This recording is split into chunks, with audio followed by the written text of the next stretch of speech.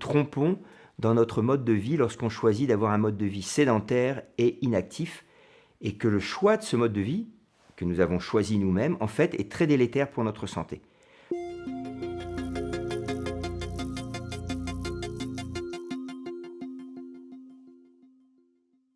On pense toujours que notre santé dépend des autres. En France, elle dépend des médicaments pour beaucoup de gens. Elle dépend du père ou de la mère. Si j'ai une mauvaise santé, c'est parce que mon papa et maman étaient en mauvaise santé. Alors que ma santé, elle dépend surtout de moi. Et ça, on le sait depuis Hippocrate, donc ça ne date pas d'hier, mais on a complètement oublié.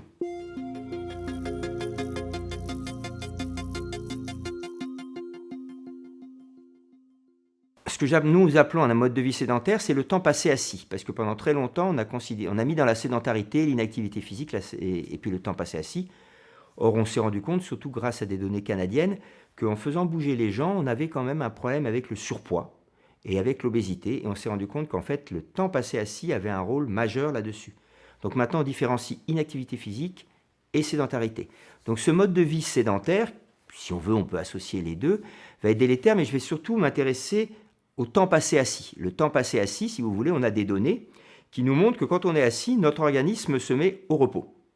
Il se met au repos et par exemple, il y avait une très jolie étude qui a été faite par des Canadiens qui montre que si vous mettez des gens qui travaillent au même endroit 8 heures par jour, 4 heures le matin, 4 heures l'après-midi, un groupe reste assis toute la journée, interdiction de se lever, sauf pour aller manger à midi, et l'autre au contraire doit se lever toutes les 30 minutes et marcher pendant 1 minute. Eh bien, on regarde la glycémie, c'est-à-dire le taux de sucre dans le sang de ces patients avec un petit capteur en permanence. Eh bien, vous voyez que les gens qui restent assis toute la journée ont une glycémie qui est toujours au-dessus de la normale, sans atteindre le niveau du diabète, mais anormalement haut, toute la journée, mais beaucoup plus grave, la nuit qui suit. C'est-à-dire qu'alors qu'ils ont repris leur vie le soir quand ils rentrent du travail, c'est-à-dire qu'ils vont faire leurs courses, eh bien la nuit, ils ont une glycémie plus élevée en permanence que toutes les personnes qui, elles, ont bougé. Ça veut dire que ces gens-là ont une glycémie un peu trop élevée toute la journée, toutes les semaines, tous les mois, tous les ans, pendant des années. Et si je prends la pression artérielle, c'est pareil. Ils ne sont pas à un niveau qui entraîne un médicament, mais ils sont quand même avec un chiffre de pression artérielle qui est anormalement élevé. Donc, nous ne sommes pas faits pour rester assis trop longtemps.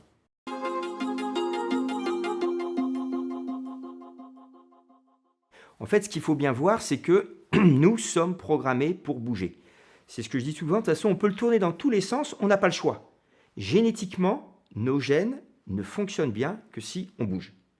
Tout simplement parce que dans l'évolution de l'homme, on est passé de la position quadrupède à la position bipède, et ça a nécessité des milliers, des centaines de milliers, voire des millions d'années, et donc nos gènes se sont adaptés. Or, le temps que l'on passe assis, la sédentarité, c'est en 100 ans. L'ère industrielle, la révolution industrielle, ça fait 100 ans. Donc on est très optimiste de penser qu'en 100 ans, notre organisme peut s'adapter par rapport au temps qu'il a fallu pour qu'on soit debout. Est-ce que c'est préoccupant? C'est très préoccupant. Parce que d'abord, on développe des maladies en plus. Ces maladies ont des mauvais pronostics. Et ça coûte une fortune à la société. Plus une espérance de vie qui, pour l'instant, augmente. Mais jusqu'à quand? Je ne sais pas.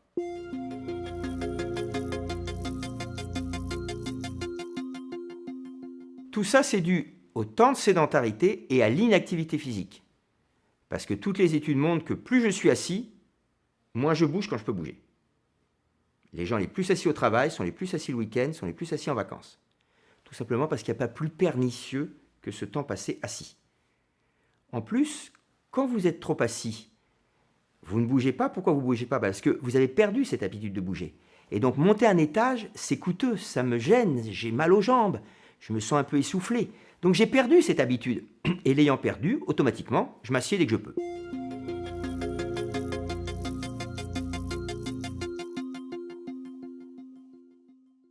Alors la première chose que je leur dirais, je ne vous parle pas de sport. Vous voyez, vous employez le mot sport, nous on parle d'activité physique. Ce n'est pas du sport, c'est-à-dire que je n'ai pas besoin de changer de tenue, je n'ai pas besoin de chercher ma salle, je n'ai pas besoin de prendre le temps d'y aller sur le stade ou courir quelque part. La seule chose qui est recommandée, il faut connaître les recommandations, c'est qu'il est recommandé de faire au moins, c'est-à-dire si je fais plus c'est mieux, mais au moins 30 minutes d'activité physique modérée chaque jour. J'insiste sur le chaque jour. chaque jour, tout simplement parce que cette activité physique va marcher 24 heures. Après, si je ne m'utilise pas, c'est donc comme un médicament, ça ne marche plus. 30 minutes, c'est quoi? C'est 3 fois 10 minutes. 3 fois 10 minutes, c'est quoi? Le matin, je me gare à peu près à 10 minutes de mon travail. Donc, je fais 10 minutes pour aller à ma voiture ou à mon transport en commun. Le matin, je fais la même chose le soir, j'ai déjà fait 20 minutes. À midi, je vais déjeuner avec mes amis, mes collègues de travail à la cantine. Au lieu de rester 40 minutes assis, je vais rester 30 minutes. Et après, je vais marcher avec eux 10 minutes. Ça y est, j'ai fait mes 30 minutes. Et puis, ce que je dirais aussi, comme je le dis à mes patients, aux gens à qui on parle, c'est qu'il faut bien retenir une chose. C'est qu'aujourd'hui, tout le monde me dit qu'il n'a pas le temps de prendre soin de sa santé. Parce que les 30 minutes, c'est je prends soin de ma santé. Comme je prends 3 minutes le matin et le soir pour me laver les dents, c'est pareil. Eh bien, quand ils seront malades, ce n'est pas 30 minutes que ça va leur prendre de se soigner. Ça va leur prendre beaucoup plus. Parce que le temps d'aller chez le médecin, le temps d'attendre chez le médecin, le temps d'hospitalisation et tout ça. Donc, en fait, si c'est une question de temps, il n'y a pas photo. Je gagne beaucoup plus à chaque jour prendre 3 fois 10 minutes que de penser que il ne va rien m'arriver.